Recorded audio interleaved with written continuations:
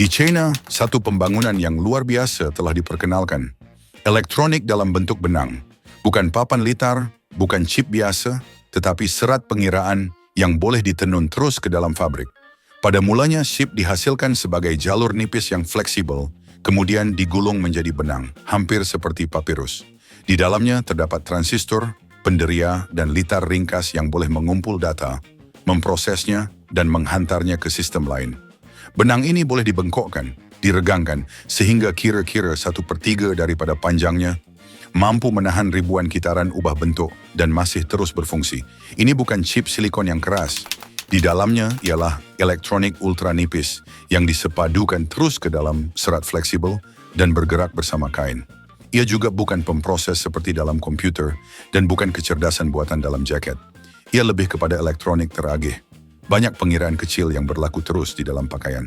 Teknologi ini dibangunkan oleh saintis di China, termasuk pasukan dari University Fudan di Shanghai dan beberapa makmal kejuruteraan besar. Ini masih merupakan penyelidikan saintifik, bukan produk komersial, dan hasilnya diterbitkan dalam jurnal ilmiah yang disemak rakan sejawat. Bagaimana ia dibuat? Pertama, struktur elektronik berlapis dibentuk pada substrat fleksibel yang rata, termasuk transistor, konduktor, dan lapisan penebat. Kemudian jalur ini digulung menjadi benang nipis sambil mengekalkan fungsi litar. Dengan cara ini, elektronik itu sendiri menjadi serat. Di dalam benang ini terdapat transistor ringkas, elemen logik, serta penderia suhu, tekanan, dan regangan. Ini bukan satu chip berkuasa, tetapi elektronik teragih yang tersebar di seluruh fabrik.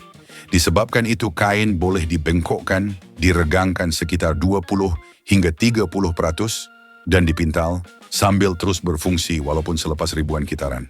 Tujuan utama teknologi ini adalah untuk menghapuskan modul elektronik yang keras, supaya pakaian tidak menjadi sekadar gabungan peranti luaran, satu penderia di sini, papan litar di sana, bateri berasingan.